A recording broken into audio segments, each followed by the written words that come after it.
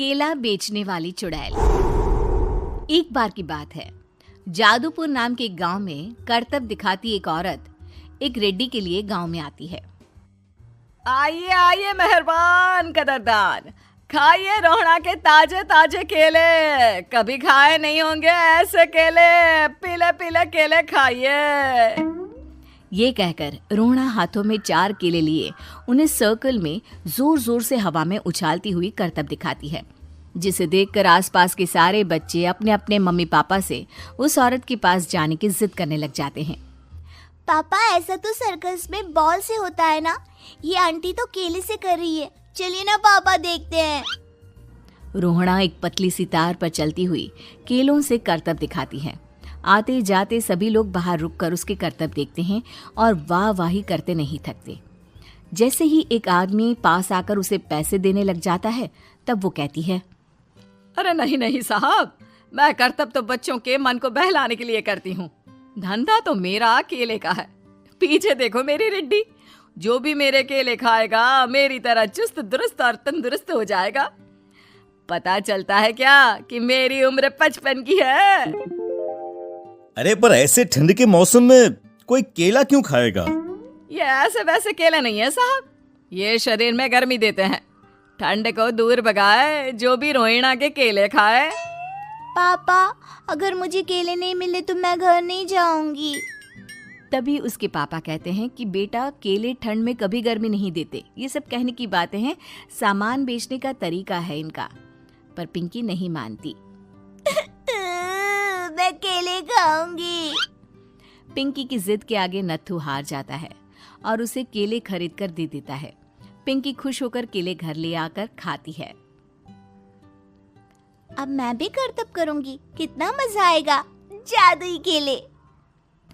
पिंकी पहला केला खत्म भी नहीं करती कि वो बेहोश हो जाती है। दूसरे केले से एक काला धुआं आता है और रोहड़ा चुड़ैल बनकर बाहर निकल आती है। मेरे भूतिया केले बच्चे न खाए, ऐसा हो ही नहीं सकता। जादूपुर वालों, कब तक बचोगे? आ गई हूं मैं रोहड़ा, जिसका कोई नहीं कर सकता सामना। रोहड़ा पिंकी को गोद में उठाकर काले धुएं में कहीं गायब हो जाती है। शाम के वक्त नत्थू घर लौटता है और पिंकी को घर में ना पाकर उसकी माँ से कहता है, माँ पिंकी कहाँ है? अरे बेटा, उसे तो तू सुबह करतब दिखाने ले गया था ना, फिर कहाँ वापस आए तुम दोनों? मुझे लगा तू उसे अपने साथ मंडी ले गया होगा। हे भगवान, मेरी बच्ची कहाँ गई? मैं उसे घर ही तो छोड़कर गया था माँ। नत्थू गांव के घर कोने में अपनी बेटी को ढूंढता है, पर उसे वो कहीं नहीं मिलती। परेशान होकर आके रो रो कर नत्थू हिम्मत हार कर घर लौट आता है। अगली सुबह रोहड़ा फिर से करतब दिखाने आती है और इस बार पिंकी की तरह रोनी केले खरीद लेता है। 50 रुपए दिए थे पापा ने, सारे पैसों की मैंने केले खरीद लिए हैं। अब मैं भी आंटी की तरह ही करतबबाज बन जाऊंगा। यही सोचते हुए रोनी केले खाता है और पहला अकेला केला आधा खत्म भी नहीं करता कि चुड़ैल उसके सामने आ जाती है। मेरे साथ चलने का समय आ गया है रोनी। ये तो बस शुरुआत है। अब इस गांव के सारे बच्चे धीरे धीरे मेरे कब्जे में होंगे, एक बच्चा भी नहीं बचेगा। ये कहकर रोना रोनी को गोद में लेकर काले धुएं में अदृश्य हो जाती है। इसके बाद हर रोज गांव में से कोई ना कोई बच्चा गायब होता, पर ऐसा क्यों हो रहा है किसी को भी समझ में नहीं आ पा रहा था। रोज की तरह अपनी बेटी पिंकी की तलाश में नत्थू गांव के एक तालाब के पास बैठा रो रहा था। कहाँ गई मेरी पिंकी? शकुंतला के जाने के बाद एक वही तो मेरा सहारा थी। अरे उसकी आत्मा कोस रही होगी मुझे कि मैं अपनी बच्ची को संभाल भी नहीं पाया। नत्थू ये कहता हुआ रो ही रहा था कि तभी तालाब में से उसे शकुंतला की आवाज सुनाई देती है। कहाँ थी तुम शकुंतला? हमारी बच्ची और सारे गायब हुए बच्चे रोहड़ा के कब्जे में हैं। वो बच्चों को जो केले देती है उससे बच्चे बेहोश हो जाते हैं और उसके कब्जे में आ जाते हैं और वो उन्हें ले जाकर काली दुनिया में ले जाती है। पर वो ऐसा क्यों कर रही है? ये मैं नहीं जानती, पर उस दुनिया का रास्ता मैं आपको बता सकती हूँ। जहां ये नदी खत्म होती है वहां एक केले का पेड़ है, उसके नीचे एक दरवाजा है, वहीं से रास्ता जाता है उस दुनिया का। ये कहकर शकुंतला की आत्मा गायब हो जाती है।